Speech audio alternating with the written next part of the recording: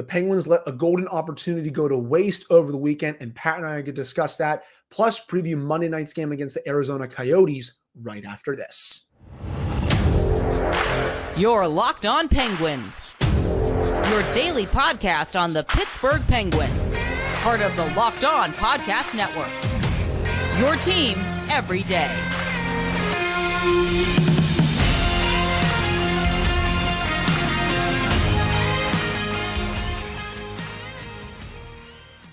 Hello, welcome back to another episode of the Locked On Penguins podcast. I am one of your hosts, Hunter Hodes. You can follow me on Twitter at Hunter Hodes, joined by the best co-host in the world, Patrick Dam. You can follow him on Twitter at @CinemaForWet, and you can follow the show's Twitter at @LO_Penguins. Of course, thank you all so much for making this your first listen/watch of the day. We are free and available on all platforms. And finally, today's episode is brought to you by FanDuel. Make every moment more. Right now, new customers get $150 in bonus bets guaranteed when you place a $5 bet.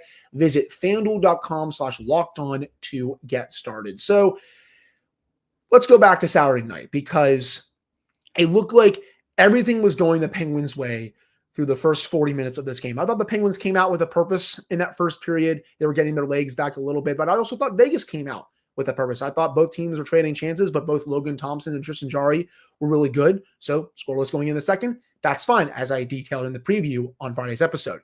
Then the Penguins really found their legs in the second period, and they took it to the Knights. They badly outplayed them during that period. Ryan Graves with perhaps his finest play of the season, winning out Logan Thompson as he's coming down the left side of the offensive zone, and then banks the puck off him for a goal. Just a really 200 IQ play, I should say, from Ryan Graves. And then you have Sidney Crosby and Jake Guentzel work more magic. That's another 20-goal season for Jake. He continues to be one of the best pure goal scorers in the sport. And you're thinking, okay, you're up 2-0 heading into the third. If you can do what you did against Seattle on Monday, you should be able to walk out of here with 2 clean points and move up the standings of the Metro and for the playoff race. Unfortunately, they weren't able to do that because they took the third period off. That's the biggest takeaway I think I have from this game again, Pat. They're not able to string together these 60-minute performances, and it's costing them dearly. They were totally fine for the first 40 minutes. They were sticking to the blueprint, keeping Vegas to the outside. Tristan Jarry was making some timely saves. They weren't giving up too many high-danger chances. And in fact, Vegas only had 5 high-danger chances through the first 40 minutes of that game at 5-on-5. But the third period comes along, and they sleepwalk. 7 minutes in, the game's already tied. Halfway through the period, the Penguins are already down 3-2, and they wouldn't get another goal for the rest of that game. You can't no-show a period no matter how banged up a team is in the NHL and expect to win. And that's exactly what happened in this game against Vegas. That's 2 crucial points out the window on a night where they really needed it, because they got a lot of help in the standings that day. A lot of teams that they're chasing lost. And if they would have gotten those 2 points, they would have climbed up the standings a little bit and be in a better spot than they are right now. But that third period, not good enough, to say the least. No, that's one of the more concerning losses I think we've seen all season. I'm not going to do the thing where we have a complete and total referendum on the franchise after a loss, but you really don't like what you saw in that third period. If this would have been a close to or fully healthy Vegas team, I'd be singing a different tune this morning, because when Vegas is fully healthy, that's a juggernaut of a team. That's maybe the best team in the National Hockey League, but most of their big guns were out. They were hurt. So you can't really, when you have that team down on the mat, you have to pin them. You have to, full WWE, get on top of them, hold the shoulders down, get the 3 count. But they didn't do that. They let them back up, and they came back in spectacular fashion. And it was a nightmare of a third period, because one guy who everybody on the ice for the most part for 2 of the 3, basically all 3 Vegas goals, were at fault in some capacity, including Tristan Jarry. But in 2 of the 3 of them, uncharacteristically bad defense from Marcus Pettersson, who has been a rock all season long. And that was just bad to lose a guy in front 2 different times. Yeah, that was weird. That was probably, I think, his worst game of the season, and he picked an awful time to have it, to be honest, or especially that period, I should say, right. Considering they were defending the 2-goal lead, You're just asking your best players to be your best players in that third period, and they weren't able to be on a night where, again, they really, and I mean really, needed those 2 points. Yeah, and keeping it on the blue line, though, I was saying this to you before we hit record. If we're going to be the intellectually honest Penguins podcast here, where we flame a guy when he's terrible, we have to give him his flowers when he's good. In the last 2 weeks, we have seen Ryan Graves get better. Is he anywhere near where he needs to be? Not at all. No. He still has a long road to go here. But right now, for the first time all season long, the arrow is pointing up. And not just because he scored a goal. He has started to play more physically. He's been better with gap control. He's been better with positioning and in front of the net. And those are the things that we need to see. It's what I was talking about earlier this season, a couple weeks ago, when I said, yeah, it sucks that you got to put one of your big free agent acquisitions on the third pairing and in a third pairing role, but you have to try something. You have to find a way to get him right. And so far, playing with Chad Ruedel and now moving back up with Erik Karlsson, he's starting to look like the guy who knows how to play with a dynamic defenseman. And right now, the trends are good. And he has not bought enough benefit of the doubt for us to stop being worried about it. But the arrow is pointing upward. And I like what I'm seeing from him the last couple of weeks. Cherry on top. He scores, like you said, 200 IQ goal against a great Vegas Golden Knights team, despite the injuries. He wasn't doing that type of play earlier this season. It looked like he had lost his confidence. Now, these last 2 weeks, it feels like he's getting his confidence back and is playing like a completely different player, which is what they need. Obviously, he's not playing close to the cap hit that he has and all the term that he got on his deal. But if he can continue to string together performances like these, I think it'll help, I guess, get the concern down a little bit from us and a lot of people out there who watch this team on an every night basis. And you hit the nail on the head with the confidence thing. I know you and I are big stats guys, natural stat trick, all the money puck, all that stuff. We love it. Jay Fresh, great guy. But there is and always will be an intangible part to sports, and playing with confidence can do wonders for your game, because so many mistakes that you make in hockey are born of hesitation and a lack of confidence, because you don't make the play you need to make. You second guess the play you need to make. You wait an extra second or two to move the puck or shoot the puck or do something like that, and it completely flips the outcome of what you were trying to do. Now we're starting to see Ryan Graves play with more of that confidence. Like I said, he's in better position. He's starting to play physical, and he is a big guy. He has to play physical. Does he have to be a bruiser? No. He doesn't have to turn into prime Scott Stevens and crush guys coming across the blue line, but you get a guy coming down the boards with no other options, put him into the boards. Take a piece of him. In front of the net, tie a guy up, move him. Give Tristan Jarry room to see a shot, or Alex Nedeljkovic, whoever's playing. And we're starting to see that from him. And it's because, yes, like you said, playing more confidently in a role where he's starting to get better suited. And as that confidence builds and his game starts to improve, hopefully this team starts climbing the standings. And by the time we're looking at a first round series, he's ready to be on a top pairing again. It is funny. It felt like only a few weeks ago we were talking about how this guy is so big but plays so soft in front of his net. Well, he's starting to actually use his size to his advantage, which is what we've been wanting him to do all season. So again, it's been great that he's been playing like this for the last couple of weeks. Hopefully it continues. Speaking of trends, though, Evgeni Malkin has been trending down a little bit again. I think that game against Vegas, Pat, was the most concerned I've been about Gino all season so far. He wasn't engaged, whether it was offensively or defensively. He's not puck hunting right now. He's not all the way there overall.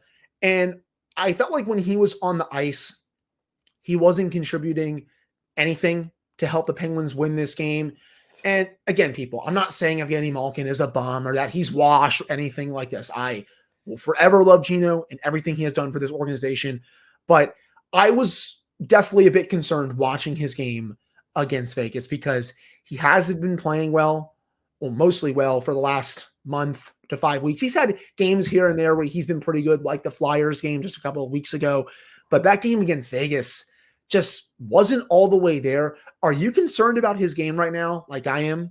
Very. I'm very. Listen, I'm with you on that train. I love Evgeni Malkin. I am part of the Evgeni Malkin defense legion, however you want to call it, because everybody, still loves their xenophobic, Russian, lazy, whatever narrative. And no, they But should not have paid Vince Trocheck over Evgeni Malkin. no, I'm just going to put that out there right now. but listen, I don't know if the fall's here, but it might be. It very much might be. And the thing that people have to keep in mind about that is that the fall might be here for Evgeni Malkin, but it's not a swift one. He hasn't completely cratered and become a liability. He's not washed. He's just not dominant anymore. And maybe in 2 weeks, he finds it again. Maybe in 2 weeks, we're talking about how he's looking like Evgeni Malkin again. But the thing that I don't think anybody could have predicted going into this season is that the highs for Evgeni Malkin have been extremely high and the lows have been embarrassingly low. And Vegas was one of those nights. Vegas was one of those nights because even though his game is starting to trail off a little bit as of late, we saw the worst habits of him where he knows he's not doing everything he usually does and he gets frustrated and tries to do way too much and it backfires on him.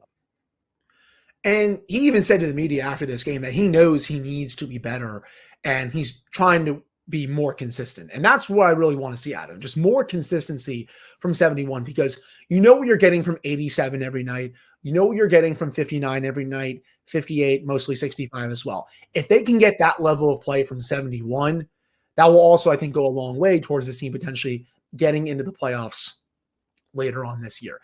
But that will do it for this first segment. Coming up in the second segment, Pat and I are going to discuss Tristan Jarry's game, Jake Guentzel, maybe more of Sidney Crosby, just a few more things to wrap up this game against Vegas before we preview Monday night's game in the desert against the Arizona Coyotes. But before we get to that, we got to tell you all about eBay Motors. Passion, drive, and patience. What brings home the winning trophy is also what keeps your ride or die alive. eBay Motors is everything you need to maintain your vehicle and level it up to peak performance. From superchargers, roof racks, exhaust kits, LED headlights, and more. Whether you're into speed, power, or style, eBay Motors has got you covered. With over 122 million parts for your number one ride or die, you'll always find exactly what you're looking for. And with eBay Guarantee Fit, your part is guaranteed to fit your ride every time, or you'll get your money back. Because with eBay Motors, you're burning rubber, not cash. With all the parts you need at the prices you want, it's easy to turn your car into the MVP and bring home that win. Keep your ride or die alive at ebaymotors.com. Eligible items only. Exclusions apply. eBay Guarantee Fit only available to U.S. customers.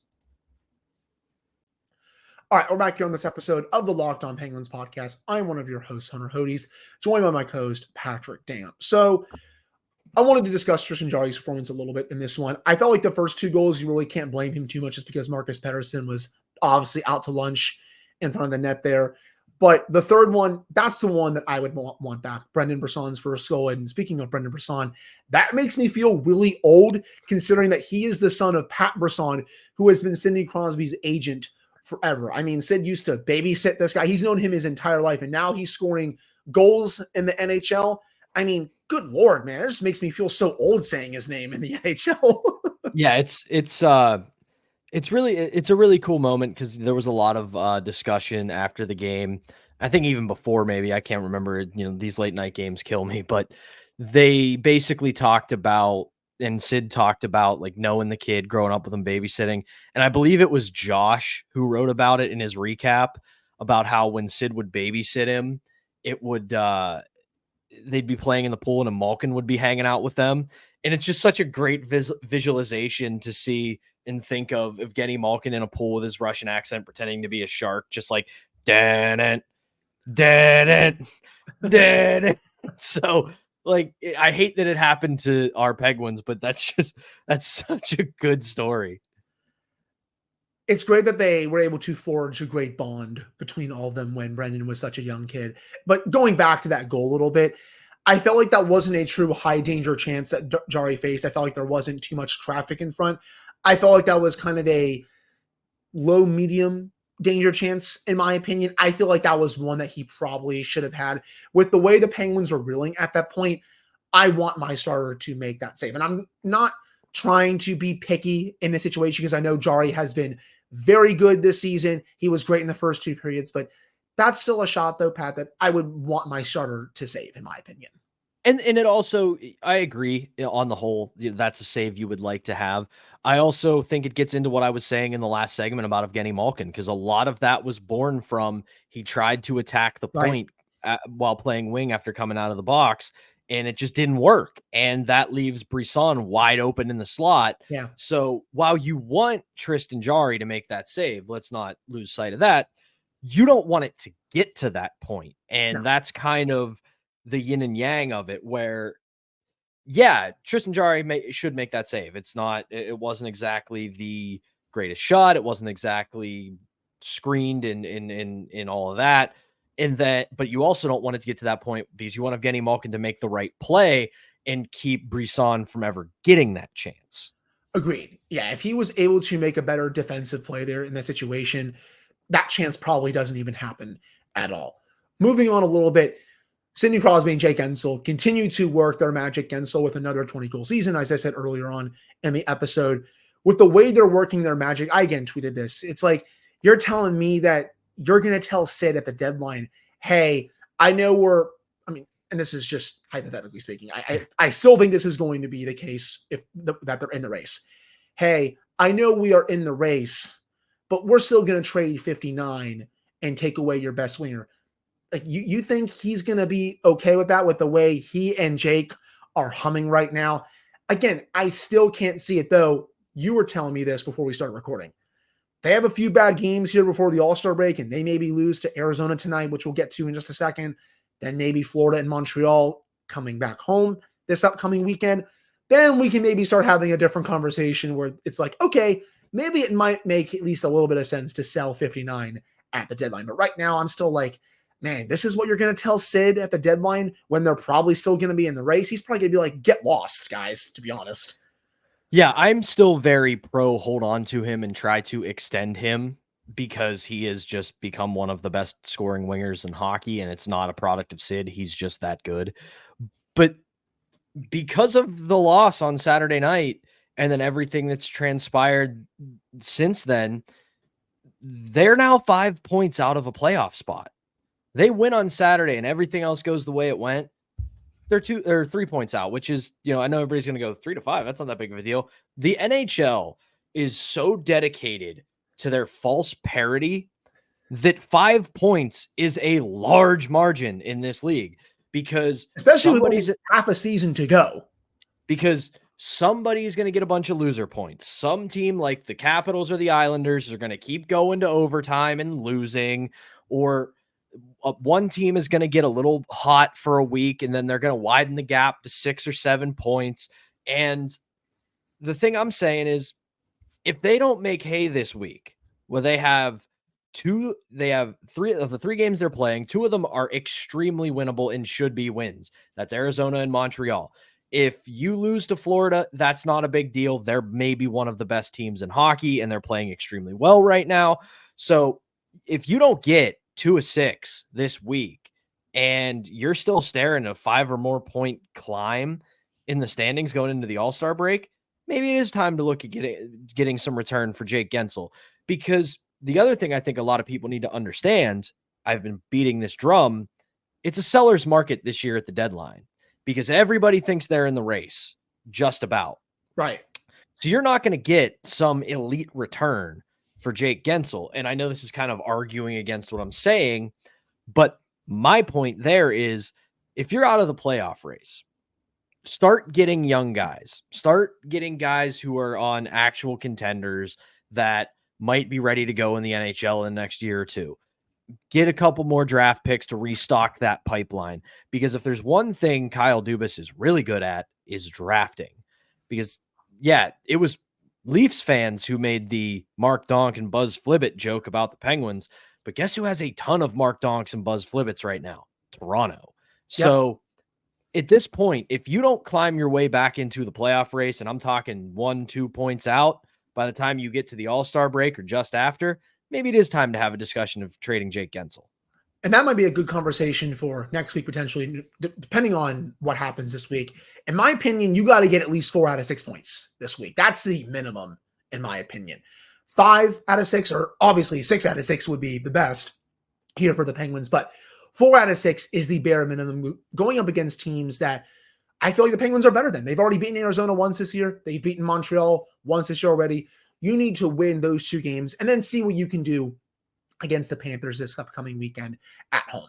But that's going to do it for this second segment. Coming up to end the show, it's time to look ahead to Monday night's game in the desert against the Arizona Coyotes as the Penguins try to sweep the season series against them. But before we get to that, we got to tell you all about FanDuel. The NFL playoffs are here, and there's still time to get in on the action with FanDuel, America's #1 sportsbook. Right now, new customers get $150 in bonus bets guaranteed when you place a $5 bet. That's $150 in bonus bets, win or lose. The app is so easy to use, and there are so many different ways to bet, like live same-game parlays. You can find bets in the new Explore tab. You can make a parlay in the Parlay Hub, and you can do so much more. All you have to do is visit FanDuel.com/lockedon and make your first bet a layup. That's FanDuel, the official partner of the NFL. All right, we're back here on this episode of the Locked On Penguins podcast. I'm one of your hosts, Hunter Hodes, joined by my co-host, Patrick Dam. So it's Penguins Coyotes, 9 o'clock start time on Monday night. So it's not too late of a start for most people, I would say. But still, the game's going to end around, 11:30, 11:45. Sometimes it's a little late. For some people, they have to get up for work at 6:30, 7 a.m. For me, I work at 9 o'clock on Tuesdays, so it's not too bad, at least for me. But this is a Coyotes team that has been at least decent this year. They are 22-19-3. They've lost 6 of their last 10 games, though they did just win their last game. For me with the Coyotes, it starts with Clayton Keller. 19 goals, 41 points in 44 games. He's the only player on the team that's really, I would say, close to a point per game at this point. But this is still a much better team this year compared to last year. They're better at forward. They're better on defense. And, Pat, they have one of the best goaltenders in the league. Connor Ingram right now is 3rd in the NHL with 14.6 goals saved above expected. He has a .919 save percentage and a 2.49 goals against average. This might be one of the only times I say on this show this season that the opposing team has the edge in goal over the Penguins, considering how good both Jari and Nedeljkovic have been this year. Ingram has just been that much better. The Penguins are going to have to make his life a living hell in this game and make sure he's not really seeing a lot of pucks that are coming to the net, and that means a lot of traffic in front of them, considering how good he's been. But the Penguins, they've already beaten this team in Pittsburgh this year. 4-2 was the final. They really just have to do what they did, and on that one, they got contributions from everyone in the lineup. They kept Arizona to the outside. They won the special teams battle in that one. If you remember in that first period, that was actually all special teams. And that one, Arizona did have a power play goal, but the Penguins also had a shorthanded goal in that period. They were able to win the special teams battle as a whole in that game, and then they were able to win at 5-on-5 too. But this is still a game, even though the Coyotes are better this year, I think the Penguins are a better team than them, and they need to show it in this one and get 2 crucial points in the standings, because you lose this one, it's going to start to get a little bit dicey coming back home later on this week. It really is. And similar to what we said about the Seattle game last week, this is the kind of game where you have the advantage with the top end talent. So play like it. You have to be the team that has the better players. Yeah, Clayton Keller is just, the kid's great. That's, and there is a lot to like about this Arizona team for the next few years. Clayton Keller, obviously, Nick Schmaltz, Lawson Krause, Sean Durzi, Alex Kerfoot, Logan Cooley, Michael Carcone coming out of nowhere with 15 goals. And there's a lot of talent here and a lot to like in the system for Arizona. Like I've said about them before, they finally have a hockey ops staff that knows what it's doing and is actually working towards a rebuild that's going to pay off. And they clearly have ownership that's dedicated to it. Now they just got to find a place to play that isn't Arizona State.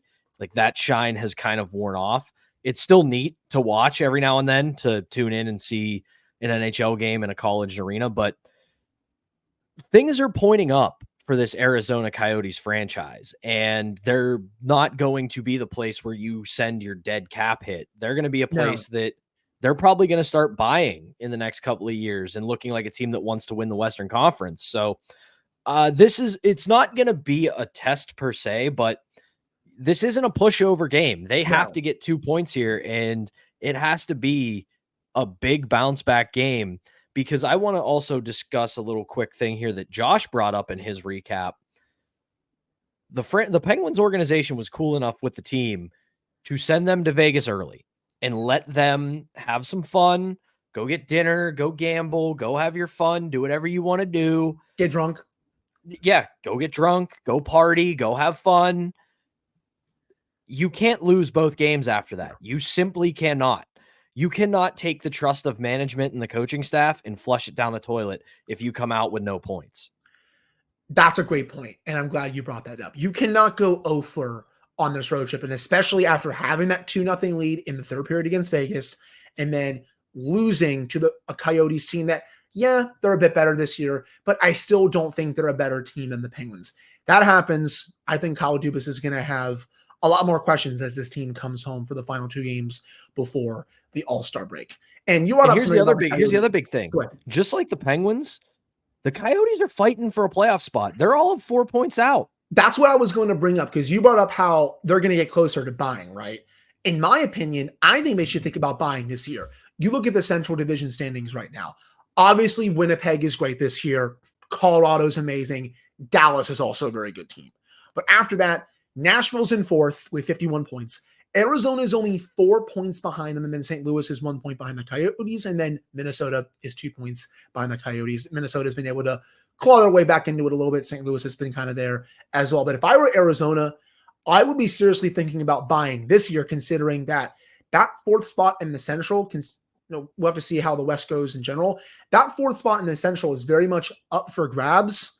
So I think if they're able to string together some wins here as well, hopefully just not against the Penguins tonight, but overall, if they can turn this around a little bit, because they lost 6 of the last 10 games, they could potentially buy at the deadline in the next 6 weeks. And I would potentially be in favor of it, because they need to give their fans something to really cheer about, considering how bad these last few years have been. And yeah, they've been giving them at least a little bit of something this year, considering the team has been better. But I'm talking about for a playoff race. Give this team a little bit of something to be excited about, because I think they've kind of exceeded some expectations this year, to be honest. I don't fully disagree. I get where you're coming from, and I think it's correct that they eventually have to give this fan base something. But and the players in general, I feel like, because again, I feel like they've exceeded expectations this year. But if you look at this Western Conference playoff race and they were to get in, they're going to be the worst team to get in. Probably. And I don't mean that in an insulting way, because Winnipeg, Colorado, Dallas, all great. Vancouver, great. Vegas, great. Edmonton, great. Los Angeles, really good. And maybe I would give them the edge over Nashville. I think they're a little bit better of a team. But then you go through that. It's 1, 2, 3, 4, 5, 6, 7 teams. That puts them firmly in 8th, which makes them the 8th best team in the West to make the playoffs, which means they're the last team to get in. Now, what I will say is I hope they do that, because they have enough youth on their roster. That would be a nice welcome to the league moment for a young core, because chances are they would get in and just get run over. But similar to I'm not comparing them to the franchise, but similar to the Penguins in 2007, where that young team learned, oh, this is different. Like, that could be a really good learning moment for a young core.